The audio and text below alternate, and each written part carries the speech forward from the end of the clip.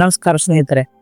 ಹಿಂದಿನ ಭಾಗದಲ್ಲಿ ನಾವು ಈಗಾಗಲೇ ಗರುಡ ಪುರಾಣದ 1ನೇ ಅಧ್ಯಾಯದಲ್ಲಿ ಮರಣ ಅಂದ್ರೇನು, ಹೇಗೆ ಆತ್ಮ ಎಲ್ಲಿ ಹೋಗುತ್ತದೆ ಅಂತ ನೋಡಿದ್ವಿ. ಮರಣ ನಂತರ 13 ದಿನಗಳ ಕಾಲ ಆತ್ಮ ಎಲ್ಲಿ, ಹೇಗೆ, ಎಲ್ಲಿ ನೆನೆಸುತ್ತೆ ಅಂತ ನೋಡೋಣ. ಮರಣ ಅನ್ನೋದು ಬರೋ ಅಂತ್ಯವಲ್ಲ, ಅದು ಮತ್ತೊಂದು ಯಾತ್ರೆಯ ಆರಂಭ. ದೇಹ ಉಸಿರನ್ನು ನಿಲ್ಲಿಸಿದ ಕ್ಷಣದಲ್ಲಿ ಮೌನ ಆವರಿಸುತ್ತದೆ, ಆದರೆ ಆ ಮೌನದ ಆತ್ಮ ಎಚ್ಚರವಾಗುತ್ತದೆ. ದೇಹವನ್ನು ತ್ಯಜಿಸಿದ ಆತ್ಮ ಪ್ರೇತ ಸ್ಥಿತಿಗೆ ಪ್ರವೇಶಿಸುತ್ತದೆ. ಈ ಹಂತದಲ್ಲಿ ಆತ್ಮ ಅಸ್ಥಿರ, ದಾರಿತೀಯದ ಬಂಧಗಳ ನೆನಪಿನಲ್ಲಿ ತೇಲುವ ಸ್ಥಿತಿ. ಅದಕ್ಕಾಗಿ ಮನುಷ್ಯನ ಜೀವನದ ಕೊನೆಯ ಸೇವೆಯೇ ಆರಂಭವಾಗುತ್ತದೆ. 13 ದಿನಗಳ ಶ್ರಾದ್ದ ಹೇಗೆ ನಡೀತದೆ ಅಂತ ನೋಡೋಣ. ಮೊದಲ ದಿನ ಅಂತ್ಯಕ್ರಿಯೆ ನಡೆಯುತ್ತದೆ. ಅಗ್ನಿಯ ಜ್ವಾಲೆಯಲ್ಲಿ ದೇಹ ಲೀನವಾಗುತ್ತದೆ. ಮಂತ್ರೋಚ್ಚಾರಣೆ, ಪ್ರಾರ್ಥನೆಗಳು ಆತ್ಮಕ್ಕೆ ಒಂದು ಸಂದೇಶ ನೀಡುತ್ತದೆ. ನಿನ್ನ ದಾರಿ ಆರಂಭವಾಗಿದೆ.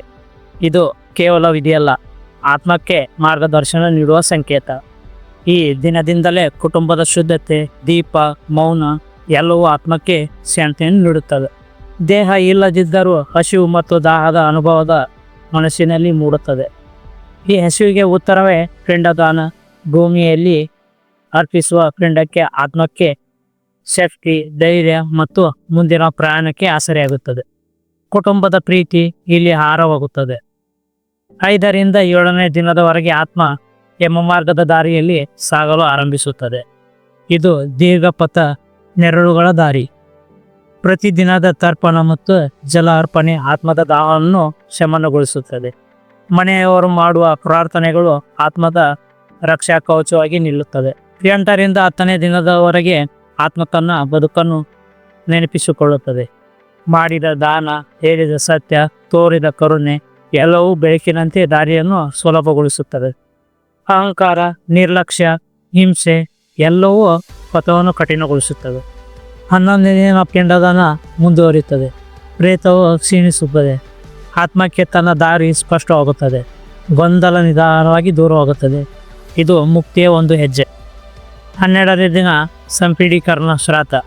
ಒಂಟಿತನ ಮುಗಿಯುತ್ತದೆ. ಆತ್ಮ ಪಿತೃಗಳೊಂದಿಗೆ ಸೇರುತ್ತದೆ. ಇದು ಶ್ರಾದ್ದ ಕ್ರಮದ ಹೃದಯದ ಬಂಧುಗಳ ಪುನರ್ಮಿಲನ. 13ನೇ ದಿನ ಮಹಾಶ್ರಾದ್ದ. ಅನ್ನದಾನ, ಬ್ರಾಹ್ಮಣ ಭೋಜನ, ದಾನ ಎಲ್ಲವೂ ಪೂರ್ಣಗೊಳ್ಳುತ್ತವೆ. ಇಂದು ಆತ್ಮ ಪ್ರೇತವಲ್ಲ, ಅದು ಪಿತೃ.